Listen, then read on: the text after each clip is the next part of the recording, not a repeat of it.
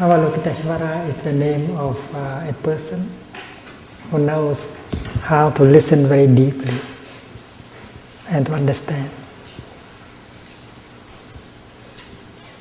By listening deeply, she can bring a lot of relief to people.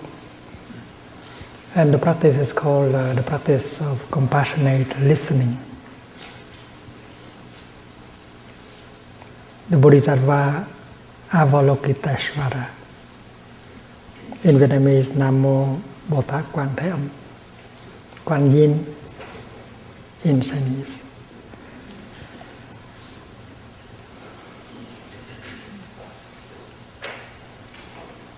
With compassion in our heart, we can listen to the other person, even if the other person has a lot of suffering, has a lot of wrong perceptions, a lot of anger. We can still listen to him or to her. And by doing so, we help him or her to suffer less, to get a relief. The Bodhisattva Avalokiteshvara is not exactly someone outside of us. Every one of us has the seed of compassion, understanding. And if we allow the seed of understanding and compassion in us to be watered, the energy of compassion and understanding will manifest. And we shall be able to listen also with compassion and understanding. So during the time of chanting, the energy, the collective energy of mindfulness will be generated, and it helps us to water the seed of compassion, understanding in us, and the Bodhisattva Avalokiteshvara can manifest from us. So please enjoy the chanting. Bring your attention to your in-breath and out-breath. Allow your body to relax, and for the energy of the Sangha to penetrate freely into our body, into our mind, for our nourishment and healing. Because the collective energy of compassion of the Sangha, Bodhisattva has the power of healing and nourishing. We don't have to do anything, just allow the energy to penetrate by the chanting.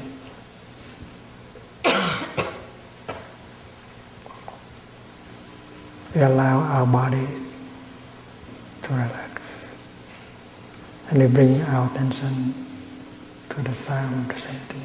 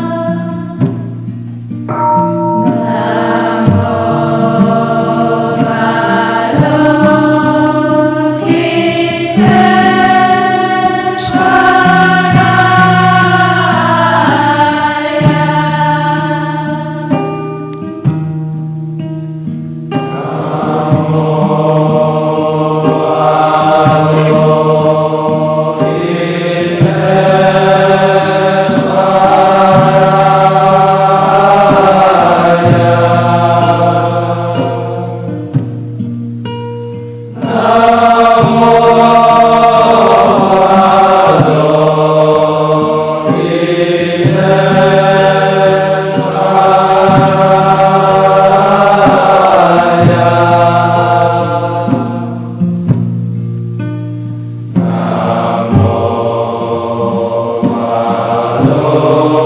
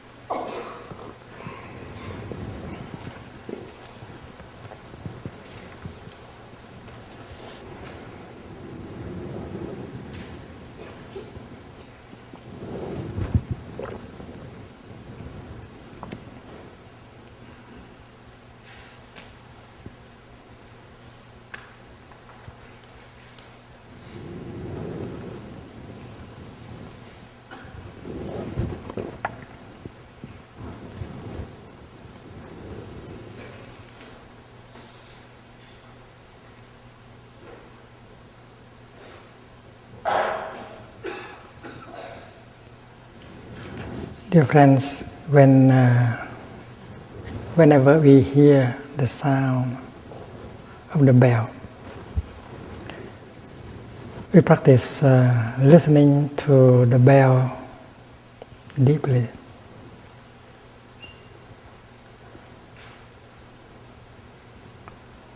Usually when someone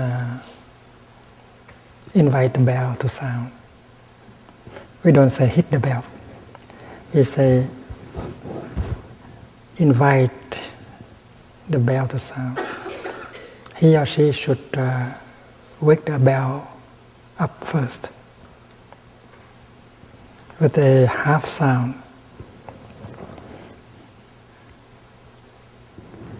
like this.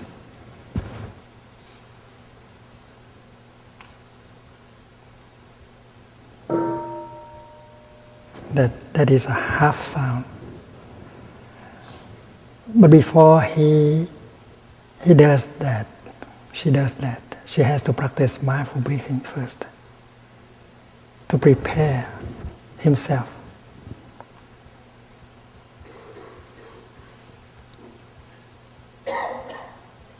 And there is a verse for the bell master to use for breathing in and breathing out, and to make himself or herself available to the bell, qualified as a bell master. You just cannot pick up the instrument and then you make the sound. You have to prepare yourself. So holding the, may I borrow it?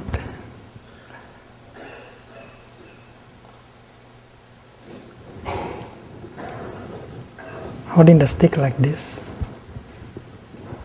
he will practice mindful breathing.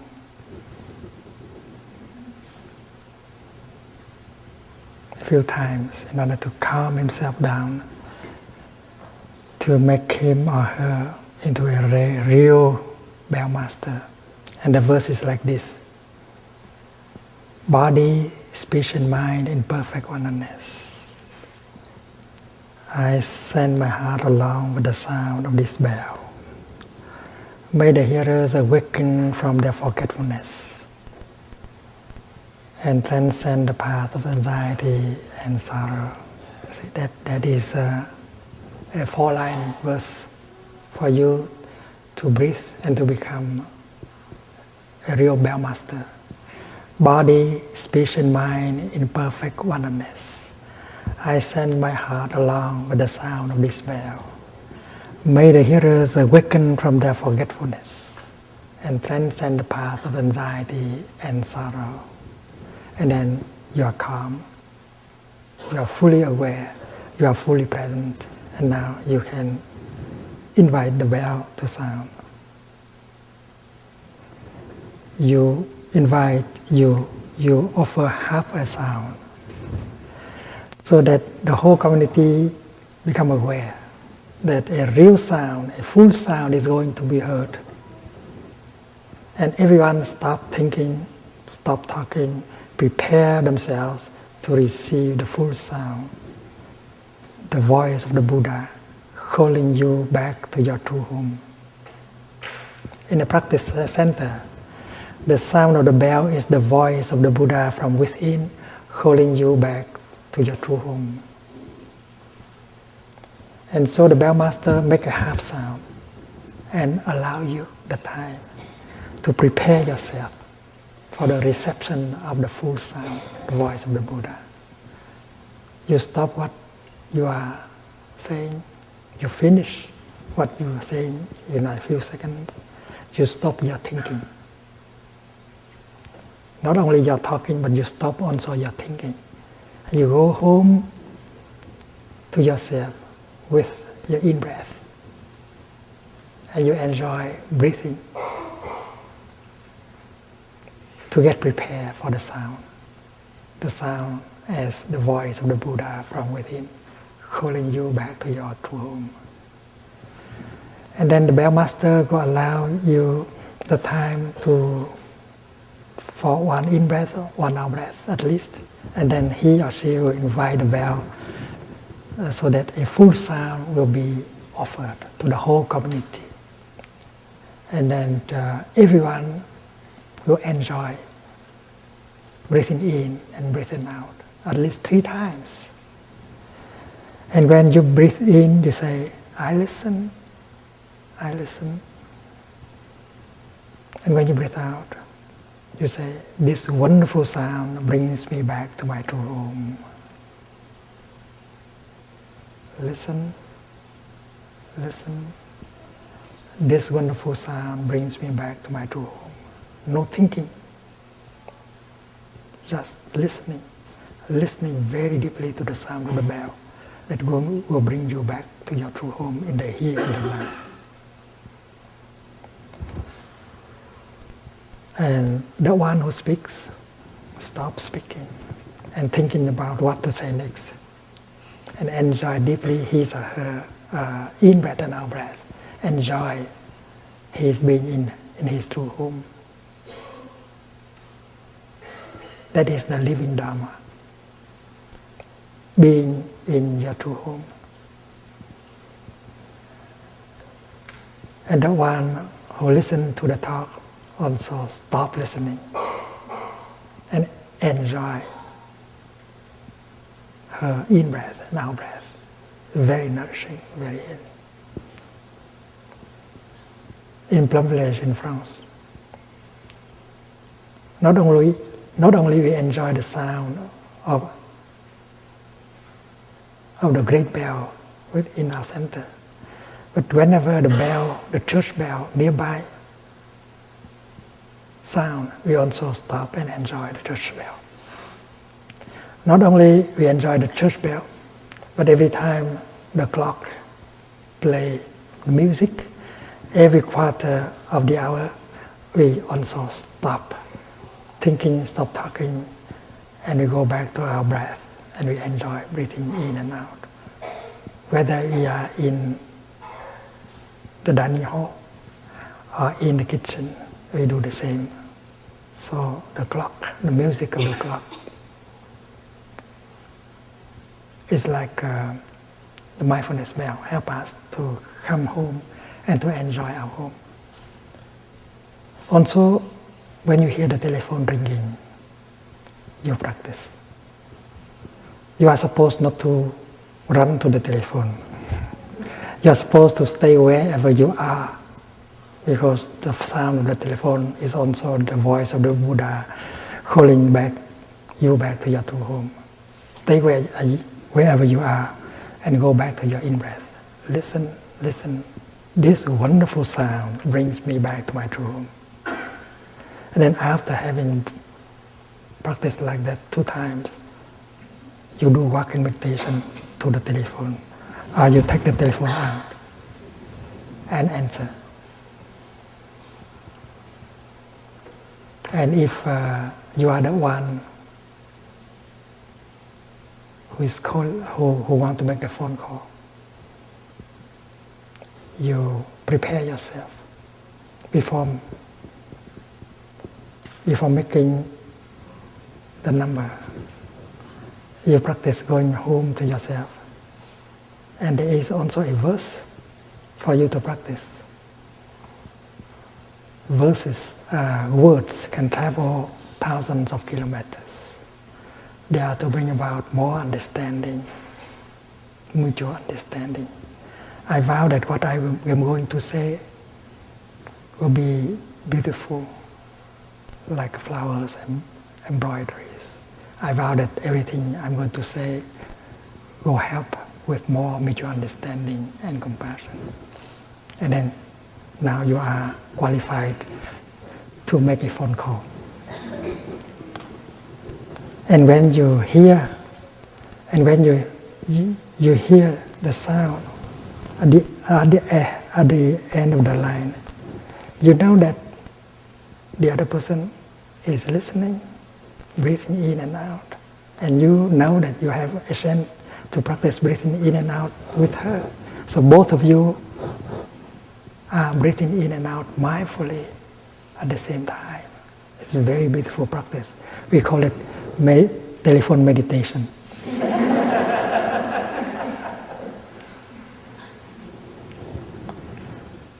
And then in Plum Village, in the Deer Park Monastery also, if we use the computer is programmed so that every quarter of the hour there will be a bell of mindfulness, so that you can stop your work and go home and enjoy your in-breath and out-breath.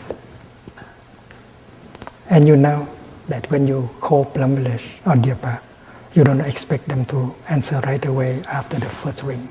They are breathing in and out.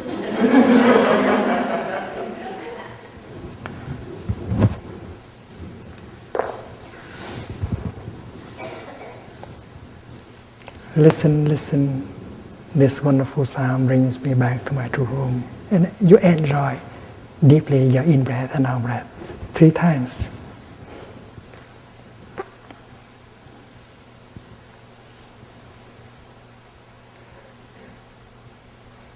The bell master tonight is a monk from New Zealand.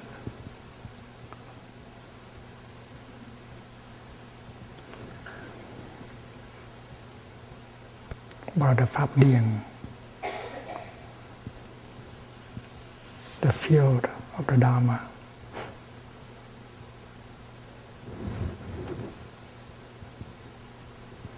Enjoy the mindfulness bell. Enjoy your in-breath and out-breath 3 times.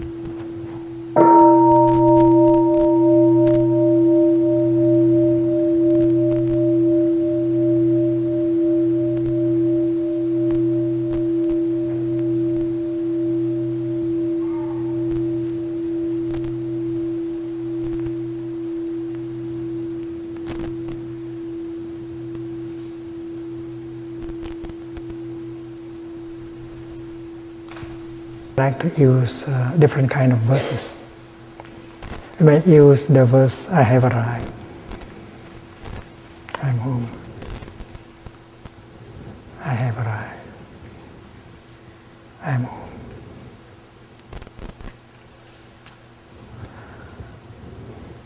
Or you might like to say, I listen deeply. This wonderful sound brings me back to my true home. Or you may say, breathing in, I feel calm, I relax. Breathing out, I smile. Calming, smiling. Breathing in, I establish myself in the present moment. Breathing out, I know this is a wonderful moment. Calming, smiling, present moment, wonderful moment.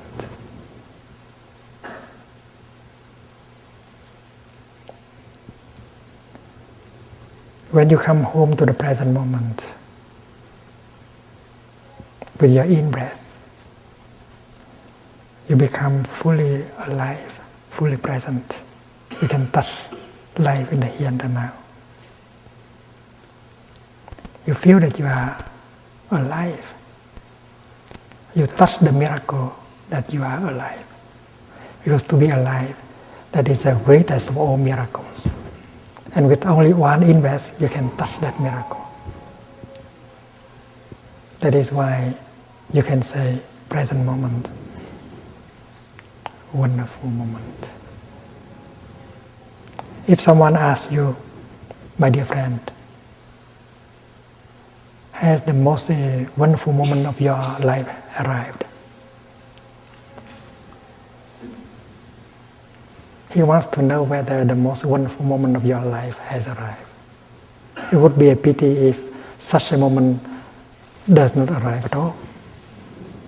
Then you may have the tendency to say, oh, it does not seem that it has arrived, that wonderful moment. But I am sure that it will arrive soon, sometime in the future. And that is our tendency to answer.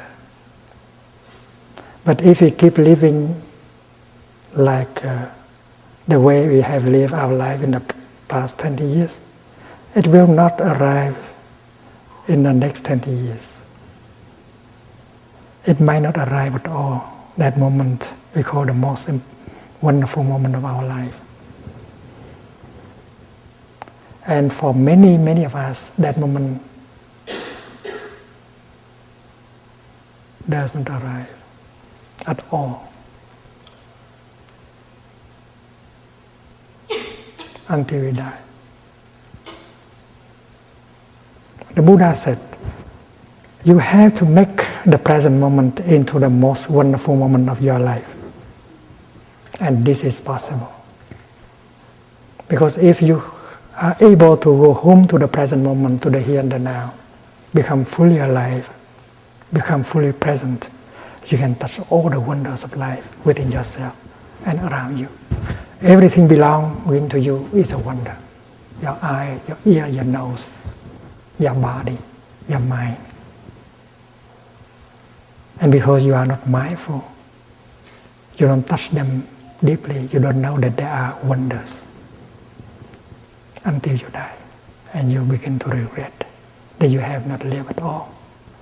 That is why our true home must be sought in the here and the now. It can be touched in the here and the now.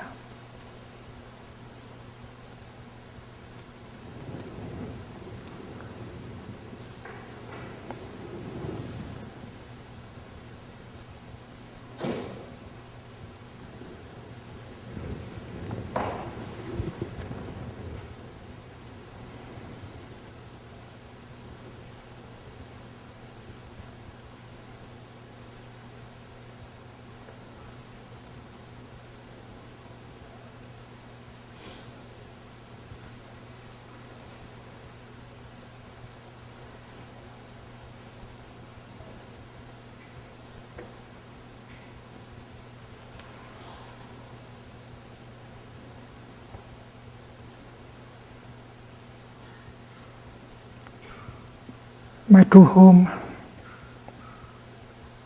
is not limited to a place.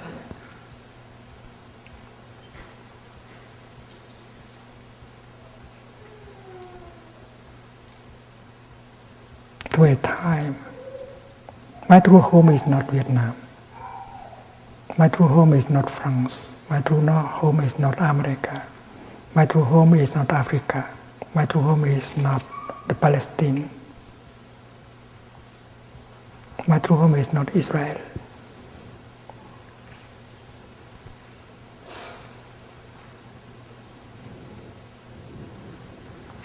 Although they don't let me go back to Vietnam, I still have my true home available in the here and the now.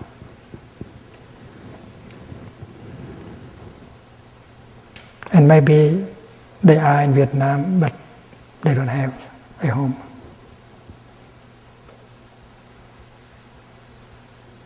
That is why I don't feel as a victim.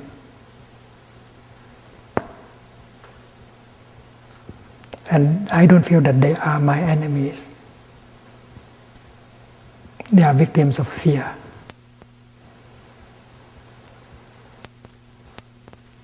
They believe that if I go home, I will create an atmosphere of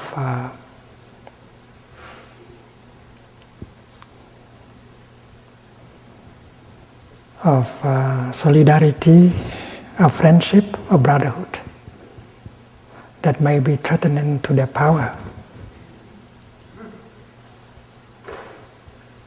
And it is fear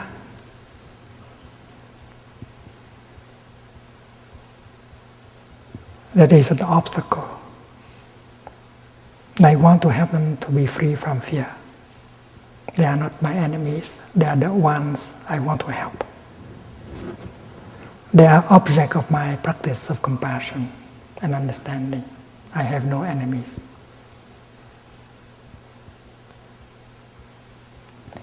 During the war, during the Vietnam War,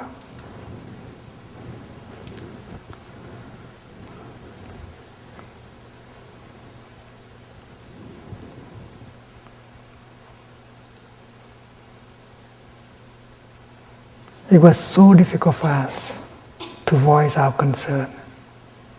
Many of us, most of us, did not want the war.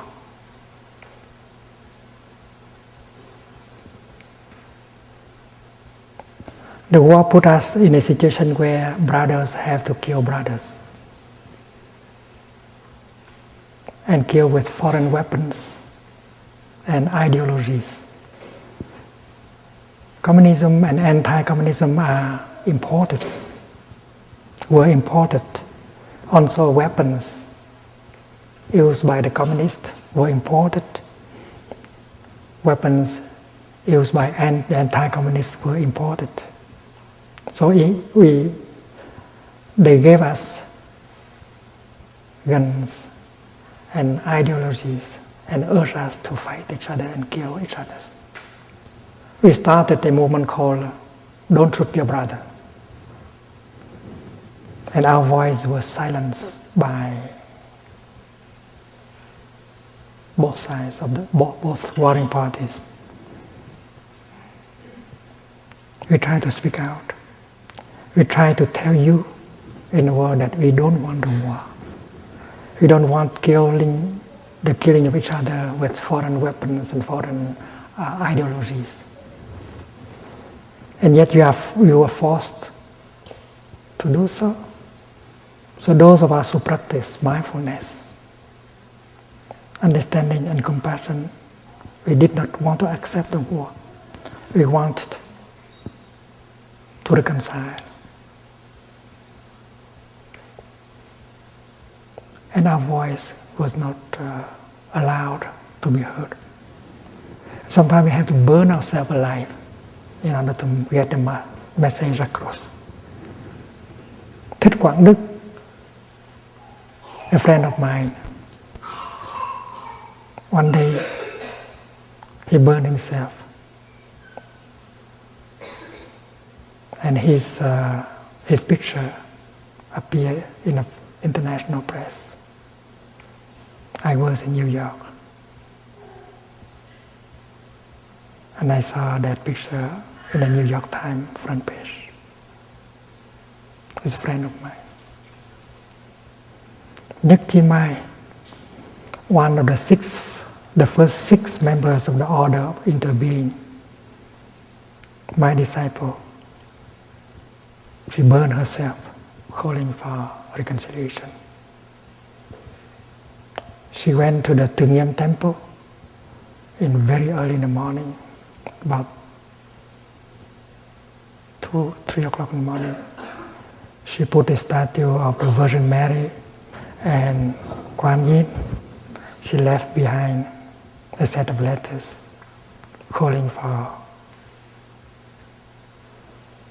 the President of North Vietnam, the President of South Vietnam, for everyone to come together and stop the act of killing each other. and then she doused herself with gasoline and she burned herself. Nyek Chi Mai is a very close sister, close friend of Sư Cô Chân Không, Sister Chân Không, True Emptiness. I was in Paris. She left behind a letter for me. Thầy, don't worry.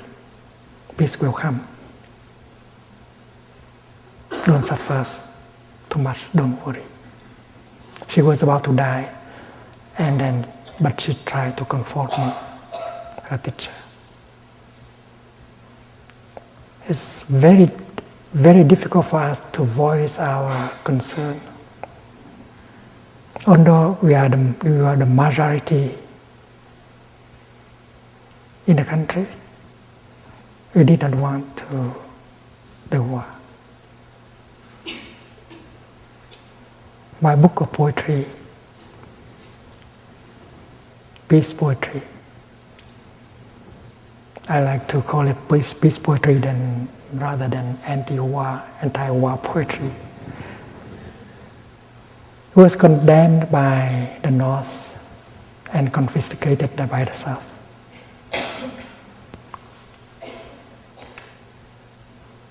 So when Cornell University invited me to come and make a series and give a series of lectures,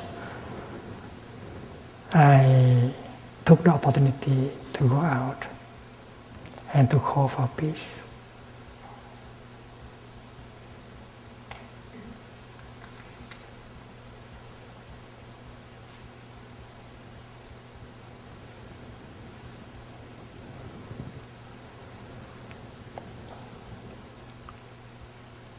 In June the 1st, in the year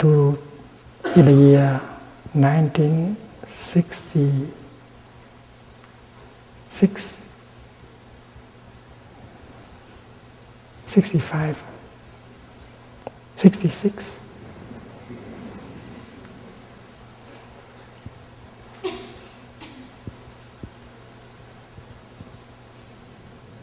I met Martin Luther King in Chicago.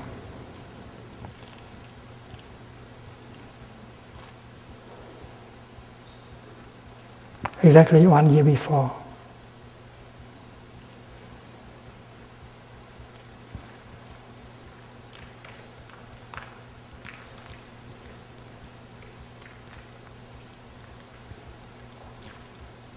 Exactly 1 year before.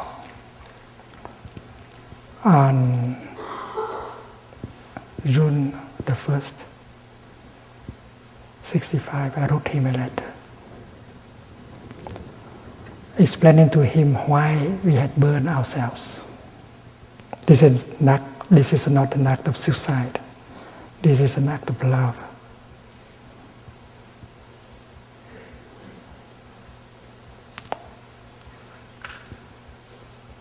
You want to transmit a message, but you have no other ways. You have to burn yourself in order for your message to get across. So the suffering of the monk who burned herself to get the message across, message of love and compassion, is of the same nature of the act of Jesus Christ dying on the cross. Dying with no hate, no anger, only with compassion.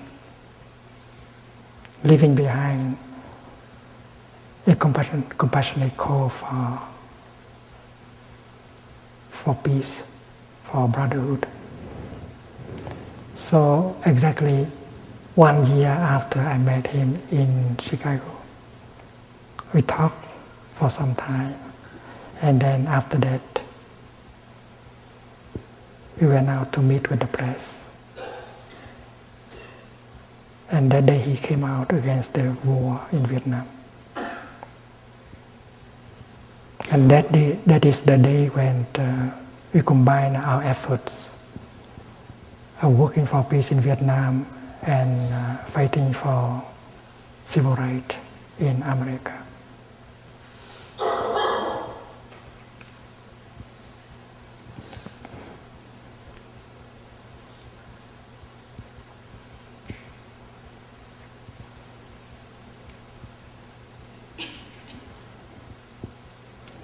2 years later, I met him again in Geneva.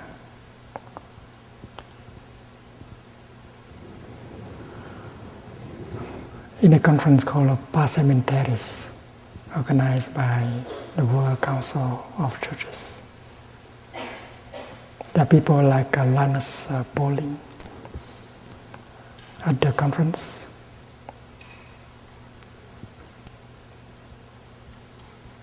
He stayed in the 11th floor. I was on the 4th floor. He invited me up for breakfast.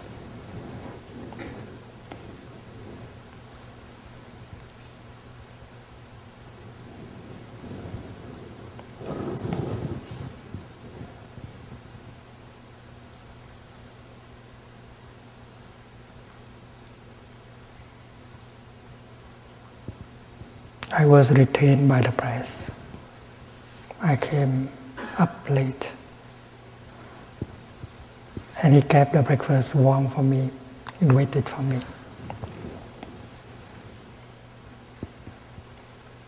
I told him, Martin, you know something? In Vietnam, they call you a bodhisattva. They call you a bodhisattva, an enlightened being, trying to awaken other living beings and help them go in a direction of compassion and understanding.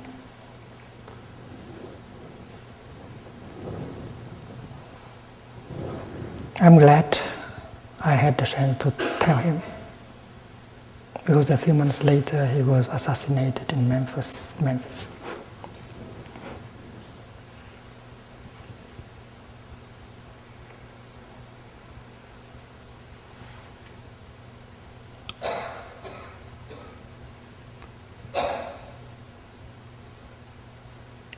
We were in France.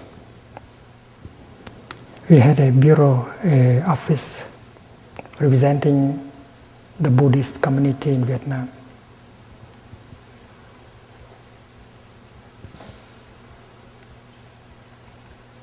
And we wanted to represent the mass of people who did not have a voice. They did not have a chance to speak out. So we live as a community in Paris, and our office in a poor quarter of Paris, number 11, La Goutte d'Or Street,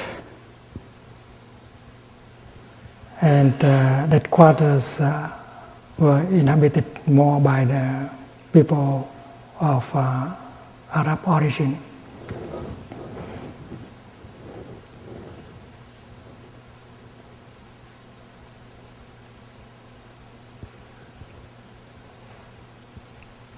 Every time I applied for a visa to go to America, it was turned down automatically. They didn't want me to come to America because they believe that I may be harmful, I may be an obstacle for the war efforts in Vietnam. I was not allowed to go to America. I was not allowed to go to England.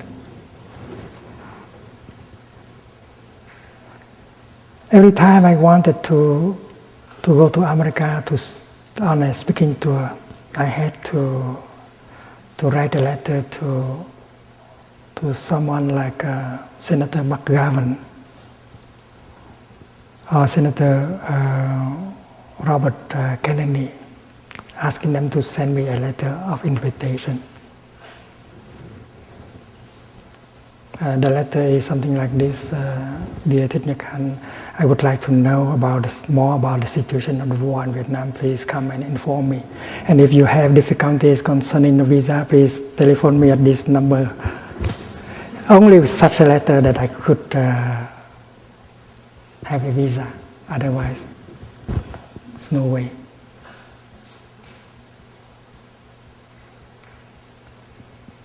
I remember one day I flew from Japan back to Paris. I did not have a visa. for transit in Seattle. I flew from Tokyo to New York via Seattle and then to Paris. I want to stop in New York in order to meet with a friend in the peace movement, Alfred Hassler of the Fellowship of Reconciliation. And when I landed in Seattle, well, I was locked in a place where I could not see anyone. I look around and see many pictures and wanted.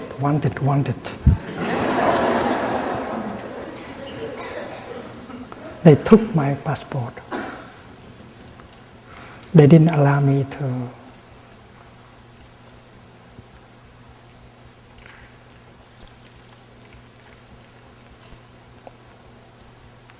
be in touch with anyone. And then when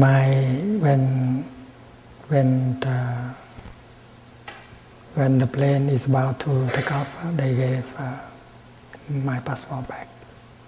It's very difficult. One day when I was in Washington, D.C., I told you already, the Baltimore Sun, a reporter came and informed me that there's a dispatch from Saigon informing the government of the United States of America,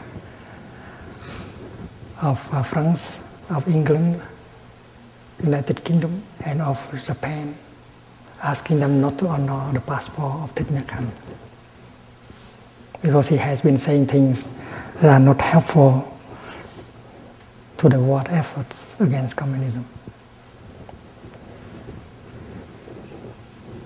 And in Vietnam, my books, my articles, my poetry was banned by both the communist and the anti-communist.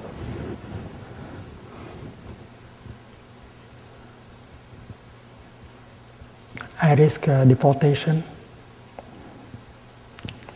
and put in jail because what I had done, calling for peace and speaking against the war.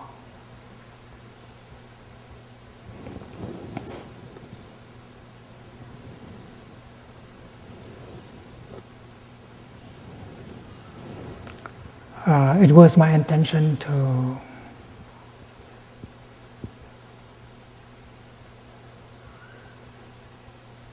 go only for 3 months, to give the series of lectures in Cornell, and then to make a tour of America and Europe and go home. I was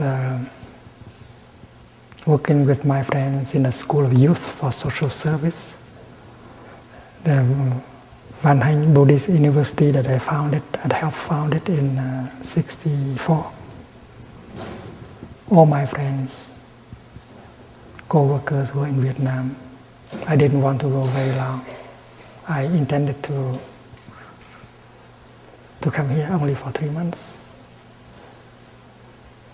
But it has been 38 years already. I have not been able to go home. 38 years. And that is why I have been sharing the practice with friends in Europe, in America, in other countries. But because I have found my true home, I don't suffer.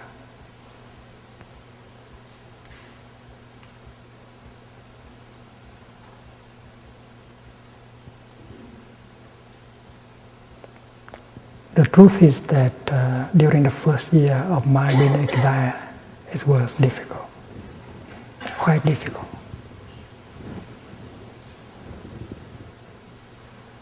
Although I was already 40,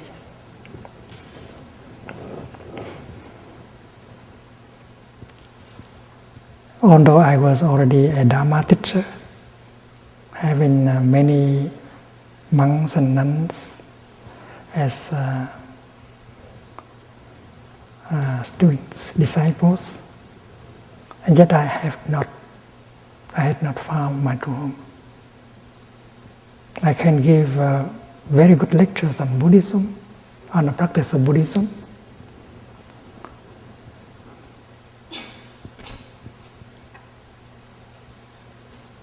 But I had not truly arrived. Intellectually, I had a lot of Buddhism. I had been trained several years in a Buddhist institute and practicing since the time I was 16.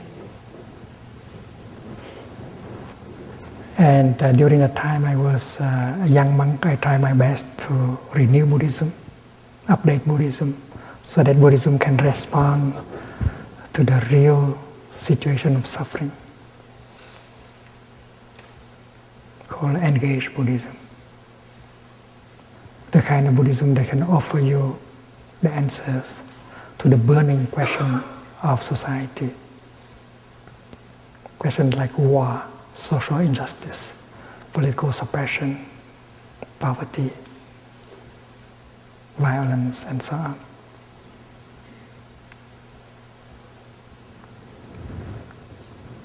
It was very difficult for me during the first 2 years, because my intention was to bring about information to the world, the kind of information that were not available to people, because the warring parties, they had all the mass media. And in speaking tour, I slept 1 or 2 nights in each city, in America, in Europe, in Australia, and so on. There were times when I woke up at the night, I did not know where I was. Very difficult, very hard. And after, I had to breathe in and out and to find out where I was, what city, what country.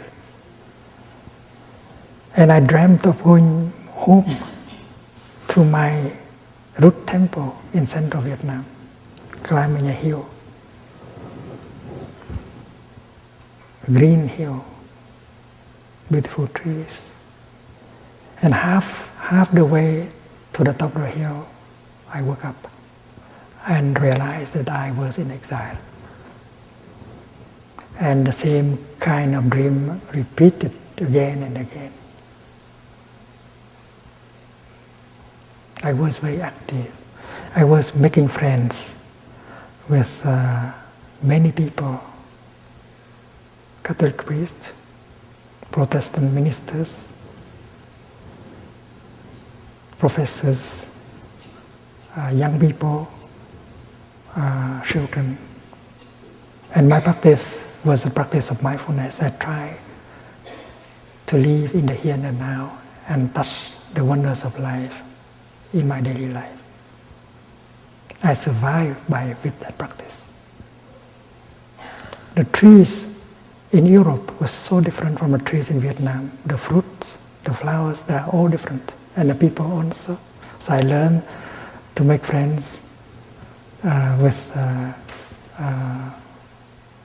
play with German children, French children, American children, British children. I make friends with Anglican priests, Catholic priests, Protestant ministers, and so on.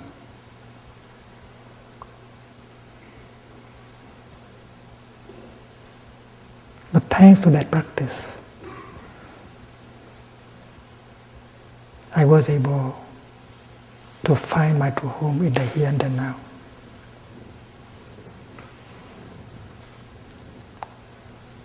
And I stopped suffering, and the dream did not come back anymore.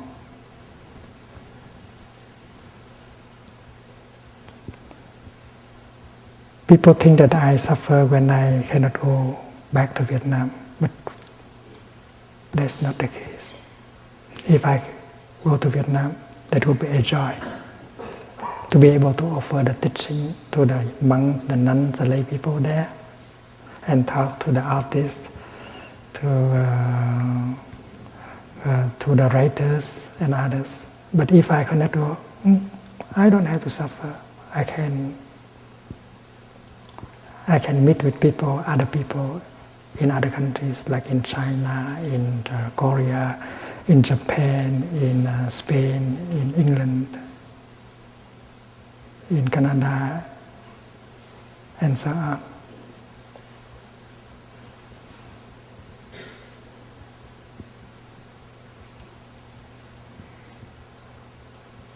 And the formula I have arrived. I am home.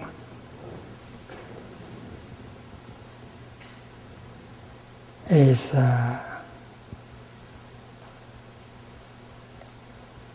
embodiment, the expression of my practice.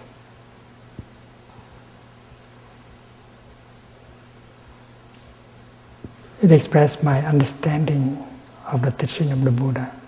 It is the cream of my practice. I have arrived, I am home.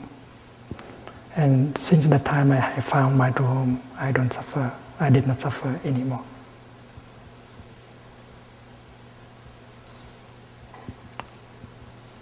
The past is no longer a prison for me. The future is no longer a prison for me. I'm able to live in the here and the now. I'm able to touch my true home. And I know that the future is available through the present. This is what I have found. When you touch the present moment deeply, you touch the past. And if you know how to handle the present moment properly, you heal the past.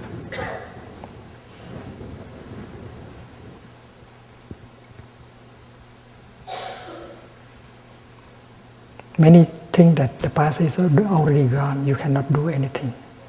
You cannot go back to the past and fix things and repair things. But according to this teaching of the Buddha, the past is still there with all the pain and suffering. And if you know how to come home to the present moment and touch the present moment deeply, you touch the past and you can heal the past. And when you heal yourself, you heal your ancestors. And this is possible. My ancestors have suffered in me. I have also suffered. And since I am able to touch the present moment deeply, I heal myself and I heal my ancestors, including my parents, my father, my mother, my brother, my sister, my grandfather, my grandmother. When I practice walking, I generate the energy of freedom and solidity. And I feel that all my ancestors enjoy the freedom and the solidity that I generate with the practice of walking. Because to me, my ancestors are always alive in me, fully present in me, in every cell of my body. And if I am free, they are free. If I am healed, they are healed. When I take a step with solidity and freedom, all of them take that step with me. And you have to take that step with all your being. Full awareness, full concentration, in order for that step to be really solid, to be free, in order for you to be able to touch life the wonders of life in that moment that is healing and nourishing. So the act of making a step is an act of freedom, an act of liberation. You liberate yourself, you liberate your ancestors. It's an act of revolution. Please believe me. You cannot make such a step unless you invest entirely your body and your mind. 100%. When you breathe in, you bring all yourself together, body and mind. You become one. And equipped with that energy of mindfulness and concentration, you make a step. And you have the insight that this is your true home. This is, you are alive, you are fully present, you are touching life as a reality. Your true home is not an abstract idea. It is a solid reality that you can touch with your feet, with your hand, and with your mind.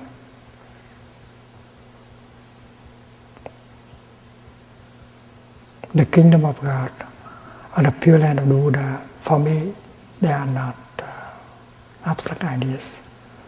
That is something you can touch in every moment, you can live in every moment. It is available in the here and the now.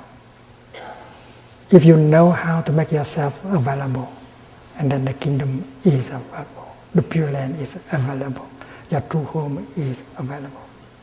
And nobody can take away your true home.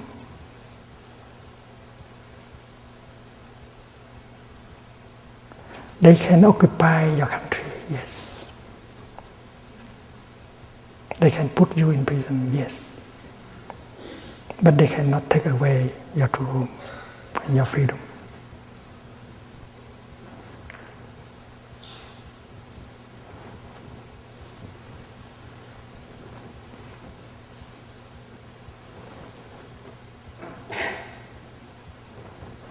So it's very important, it's very fundamental, it's very basic that you touch your true home, that you realize your true home in the here and the now. And the energy with which you can do so is mindfulness and concentration. And these are energies of the Buddha. All of us have the seed of mindfulness and concentration in us. This is something, this is a fact. Because all of us are capable of drinking our tea mindfully. When I drink my tea, I want to really drink my tea.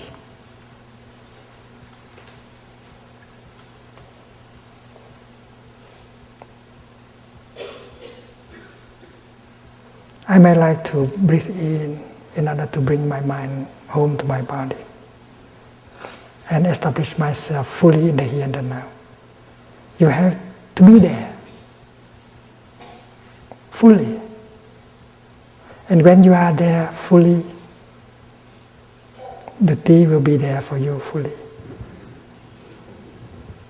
If you are not there, the tea is just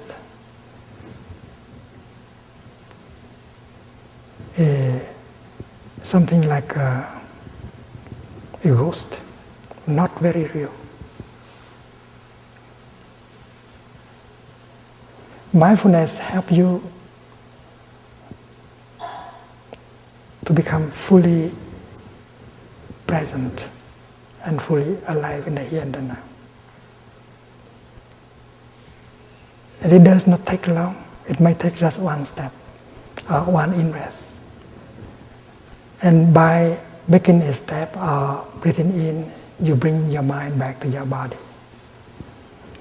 In your daily life, maybe your body may be here, but your mind may be there, they go into different directions. And you are in a state of destruction. Mind and body are away from each other. Your mind may be preoccupied by your project, your fear, your anger, caught in the past, caught in the future. But between your mind and your body there is something. Your breath.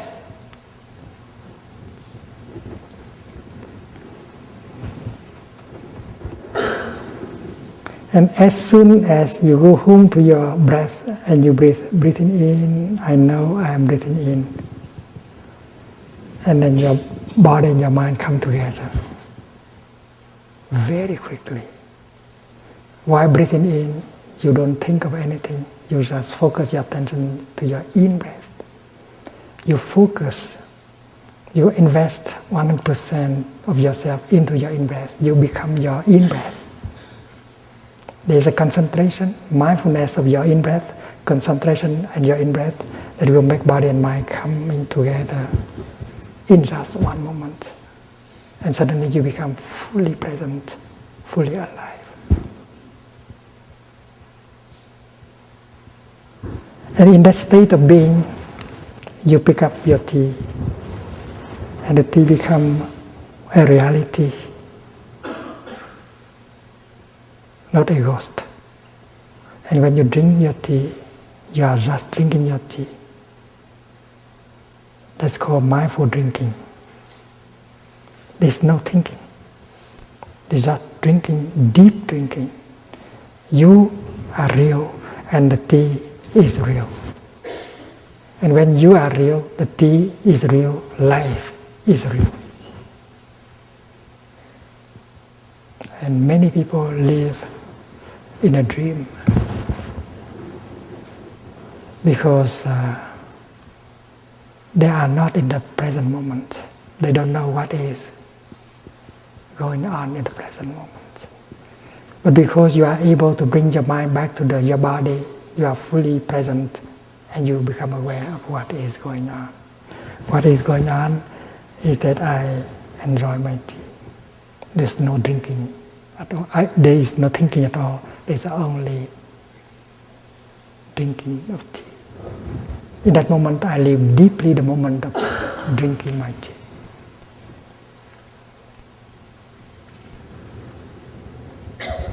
When I breathe in, I become fully aware of my in-breath. My in-breath becomes the object of mindfulness. My in-breath becomes the object of my concentration. And that is why my body comes home to my mind comes home to my body right away. And I become fully present.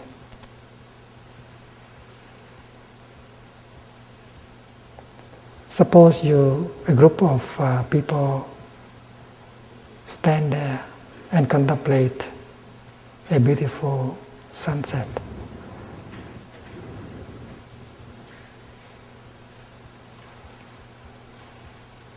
If you keep thinking about the past, or thinking about the future and your project, you are not really there contemplating the sunset.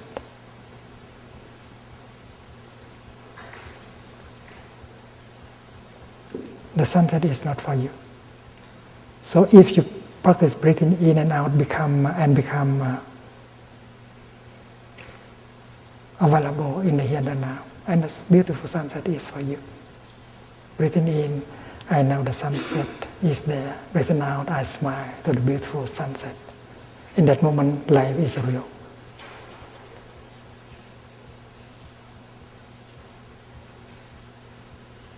And you have your true home.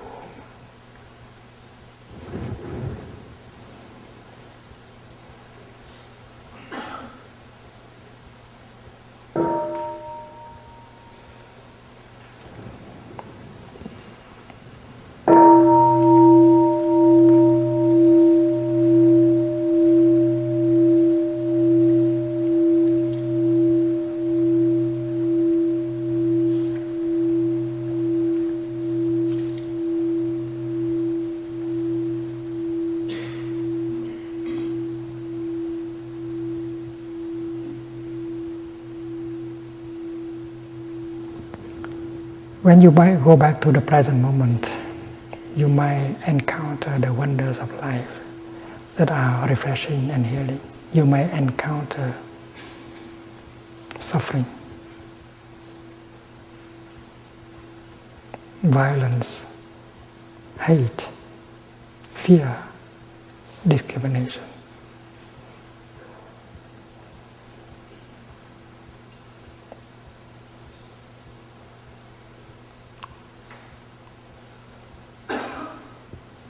And if you are a good practitioner, you have enough mindfulness in order to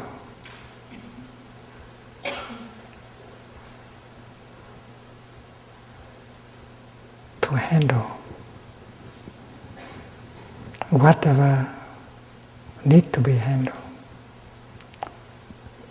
Suppose anger is coming up in you as an energy. As a practitioner, you don't allow anger to be alone in you, because if you let anger to be alone in you, anger will cause a lot of damage in your body, in your mind, and maybe around you. That is why we practice mindfulness of anger. Breathing in, I know anger is in me. Breathing out, I smile to my anger. I embrace my anger.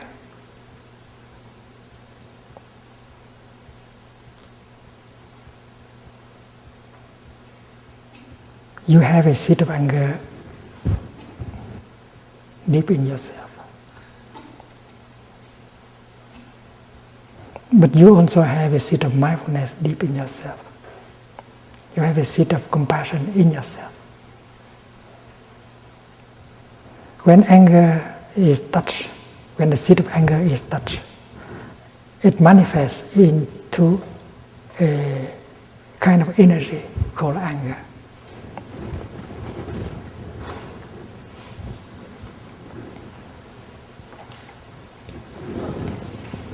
Suppose this is your consciousness, and it has two layers.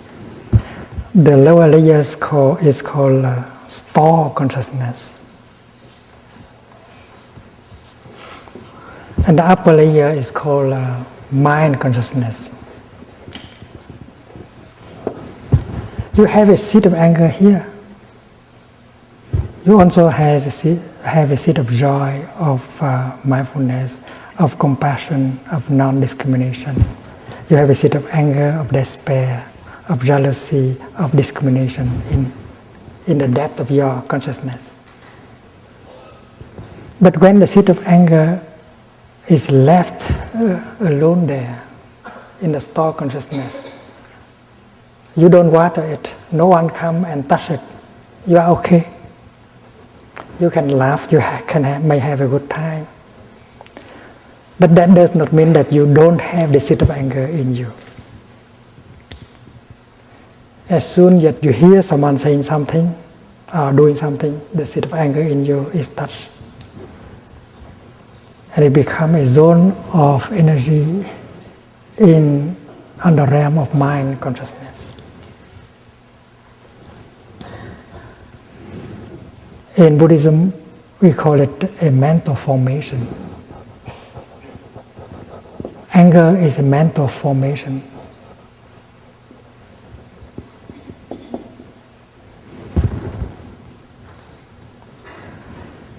In my tradition, we speak of 51 categories of mental formations.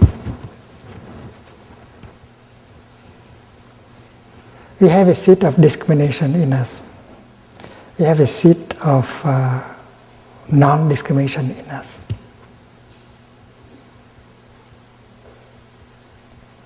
That is true.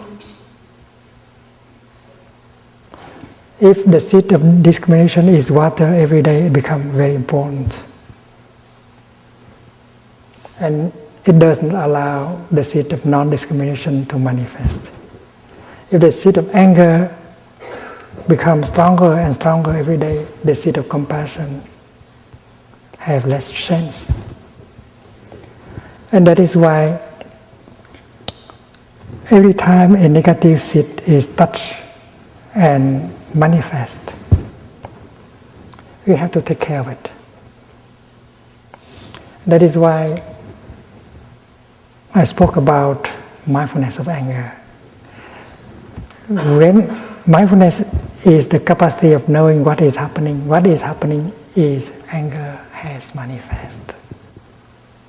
So as a practitioner, you ask the seed of mindfulness to manifest at the same time. And if you are a diligent practitioner, the seed of mindfulness in you is strong enough, and it's very easy for you to touch and invite it to come up. And it become a zone of energy.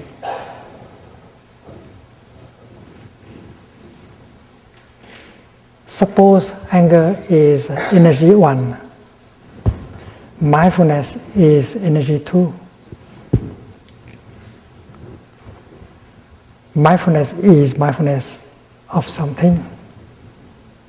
And here, mindfulness of anger. Mindfulness here has the following function: recognizing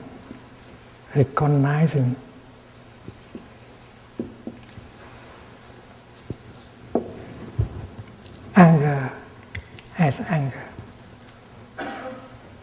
Mindfulness of breathing in, I know this is my in breath. Breathing out, I know this is my out breath. Recognizing in breath as in breath.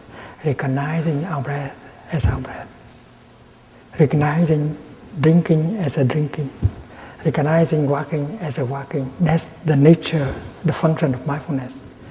So the energy of mindfulness generated by your breathing, your walking, has the capacity of recognizing anger as anger. Breathing in, I know anger is in me. Breathing out, I take good care of my anger. Recognizing anger and embracing anger.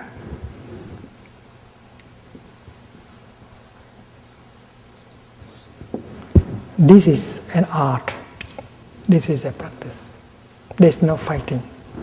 Mindfulness is generated not to fight anger, but to recognize anger and to hold anger very tenderly. That is Buddhist practice. You do not transform yourself into a battlefield. The good fighting the ego, that's not Buddhism. Because you are mindfulness, but you are also anger. And mindfulness plays the role of a big sister, holding the angry, the suffering younger sister and help her to transform.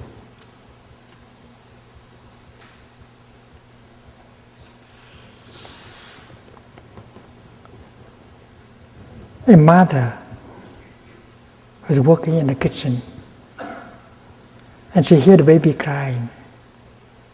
And she very much cared for her baby. So she stopped working in the kitchen. She put down whatever she's holding and she goes to the room of the baby. And the first thing she does is to pick up the baby and hold the baby tenderly into her arms. That's the mother. She does not know what is wrong with the baby yet, but the first thing she does is to pick up the baby and hold her mindfully. We do the same thing as a practitioner. Every time anger or despair come up, we generate the energy of mindfulness in order to recognize and to embrace tenderly. Tenderly.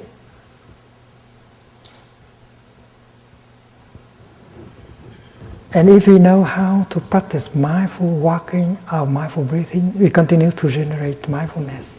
And we have that energy in order to recognize and to embrace. And we can bring a relief. Because mindfulness as an energy, embracing anger as another source of energy tenderly. Big brother, younger brother. Although the mother has not realized what is wrong with the baby, but the fact that she is holding the baby tenderly can already bring a relief to the baby, and the baby may stop crying. And if the mother continues to hold the baby tenderly with mindfulness, she'll find out what is wrong. The baby may be hungry, the baby may have a fever, or the diaper may be too tight. As a mother, she can find it out very quickly. As practitioner, you can find out very easily why this anger. And you can see the roots of that anger. You find out the nature of that anger, the root of that anger.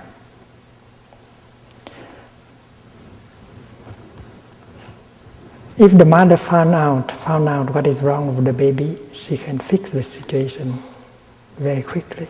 If the baby is hungry, she gave her some milk. If the diaper is too tight, she just undo it and do it again. So after having embraced tenderly your anger,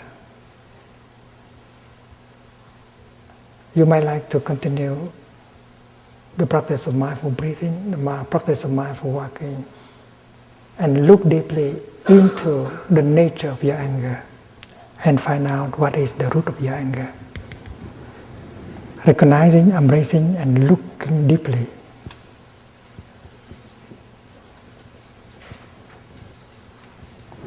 Because mindfulness is the kind of energy that carrying with her the energy of concentration. Wherever mindfulness is, concentration is also. When you are mindful of your in-breath, you are concentrated in your in-breath. When you are mindful of your tea, you concentrate on the tea. And that is why the more powerful mindfulness is, the more concentration you get. And with that mindfulness and concentration, you practice looking deeply and you get insight.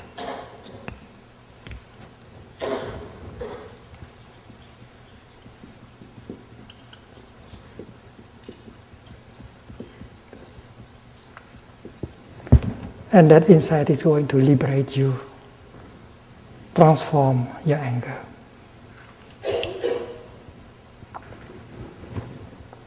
There is a story of a young boy who used to come to Plum Village every summer with his younger sister. And they practice mindfulness as children. The boy had difficulty with his father. He blamed his father. Every time he fall down and get hurt, his father always shouted at him instead of coming and help him. So his relationship with his father was difficult. And he vowed that when he grew up, he would not be like his father. If he has children and then if his child fell down and get hurt, he will not shout at him. Instead, he will come and try to help. That his was determination. One day, he was in the lower hamlet of Plum Village, and her sister, while playing with another little girl on the hammock, fell down and get hurt, and the blood was coming down. Suddenly, he found himself very angry. He wanted to shout, "Stupid! How could you come? How could you do something like that?"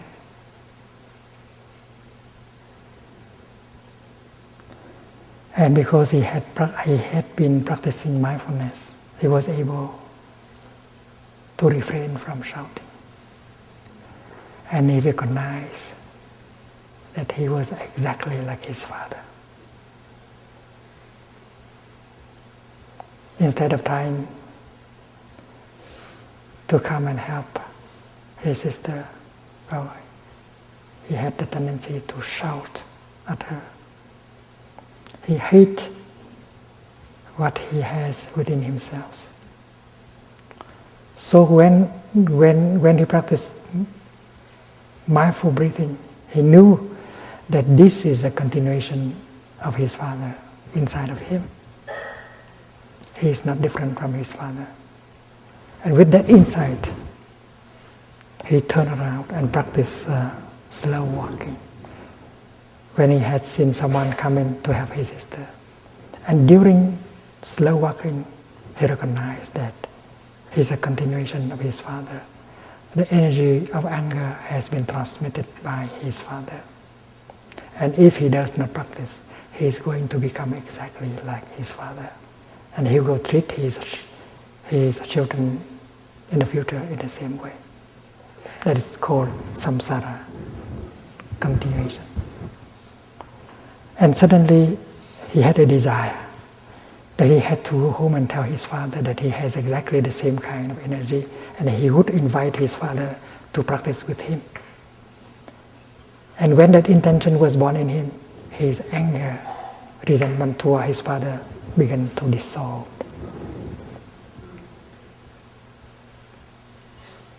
What kind of insight did he get? He got the insight that he is exactly like his father. He has the same kind of habit energy. And that is why he wanted to practice. And he sees himself as a victim of that energy, victim of the transmission of that habit energy. And he saw that his father also was a victim of that transmission. His father might have got it from his own father. And when he had that insight, his anger vis-a-vis his father just stopped. He got a transformation. I think for a young man of 12, that is a remarkable achievement. It is insight that transforms our afflictions. And mindfulness has the power of recognizing, embracing, looking deeply, getting the insight that transforms you, that get you free.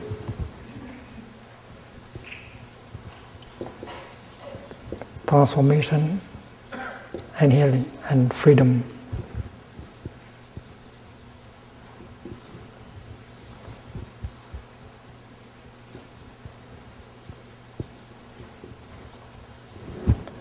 And when the young man is liberated, the father in him was liberated, and the ancestors in him are liberated, he ends the circle, the round of samsara.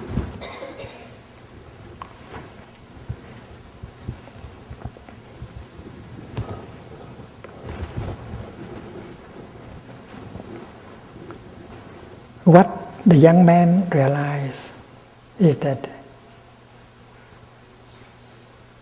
he's not a victim of his father.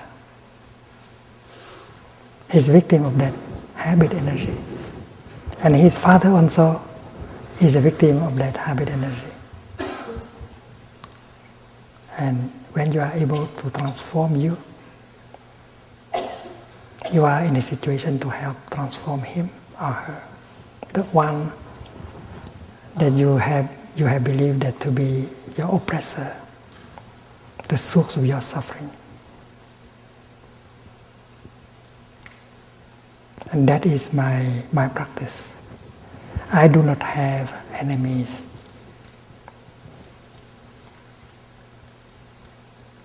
Even they have created a lot of suffering, a lot of injustice. They have tried to kill me,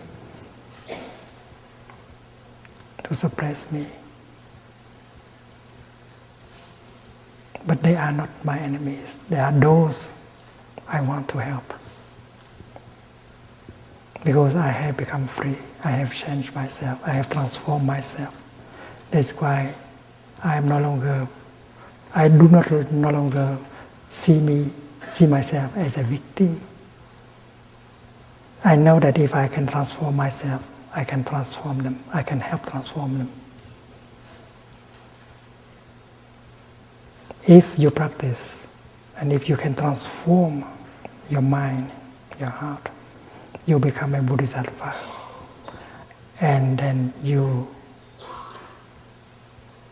will be in a position to help them transform. Those you used to consider as oppressors,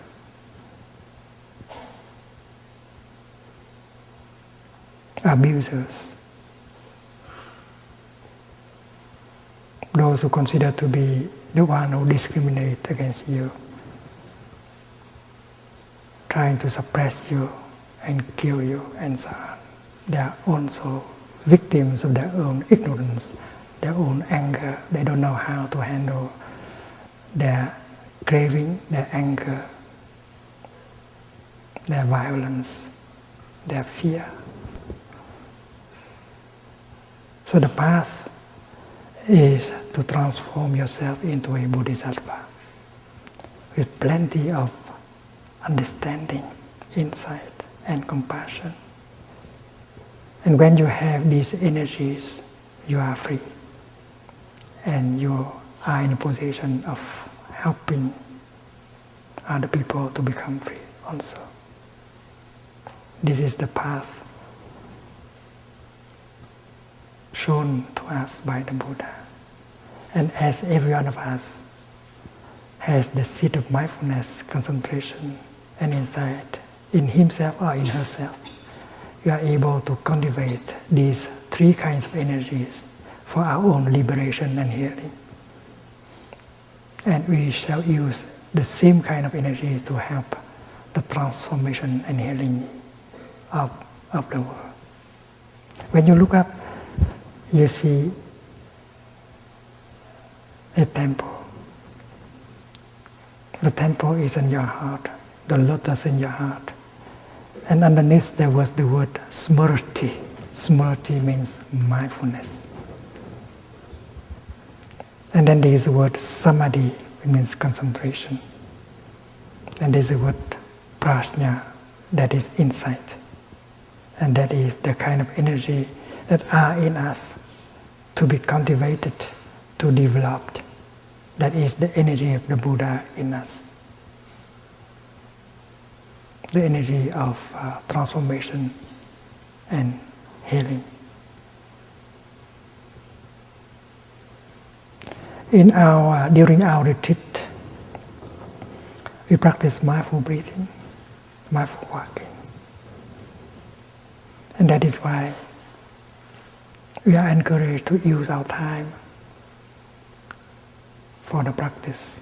If we talk a lot, there will be no time to enjoy our in-breath, our breath, our walking. There will be time when we are encouraged to talk to each other, Dharma discussions.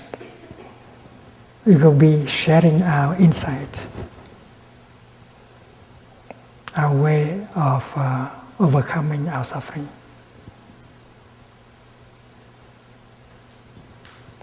And when we practice eating our lunch or our breakfast, we refrain from thinking. We establish ourselves in the here and the now. And we pay attention only to the food that we eat. When you pick up a piece of bread, we do not think of the past, of the future. We just touch the piece of bread deeply. And we are able to see that the piece of bread. So if you look deeply into the piece of bread, you see everything in it. And the piece of bread you hold in your hand is the body of the cosmos.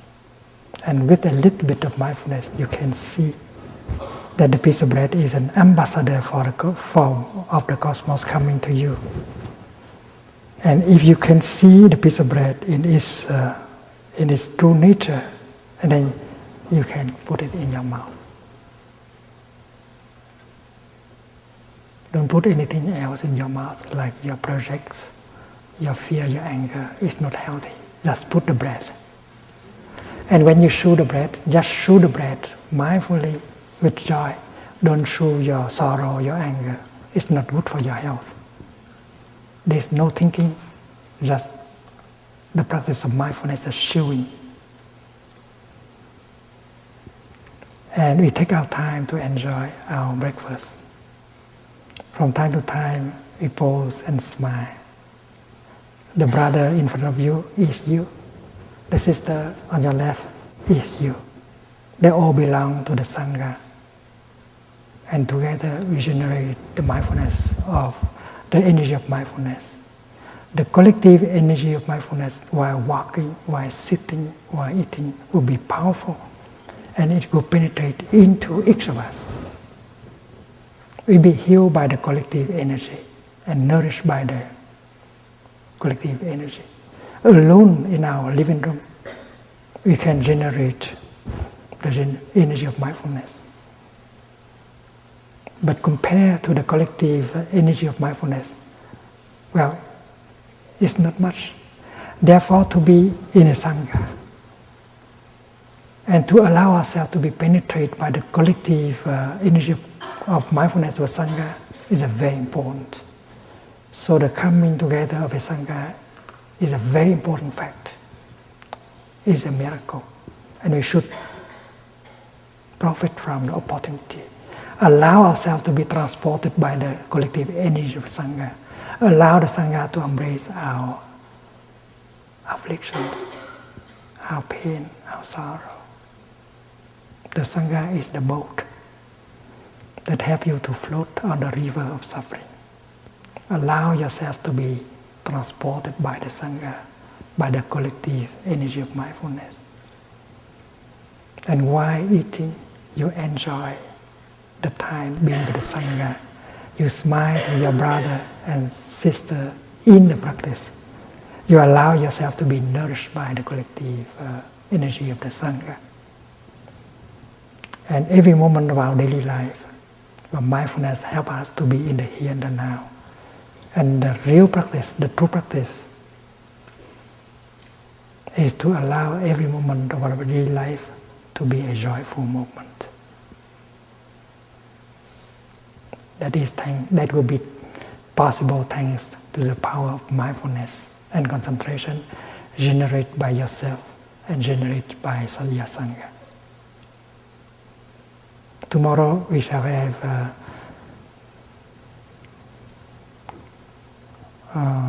mindfulness walk in the morning. We shall be walking together. We walk in such a way that makes the kingdom of God real, available in the here and the now.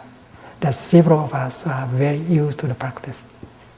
We will walk together and generate the collective energy of mindfulness together. And you will see that the kingdom, the Pure Land, is available.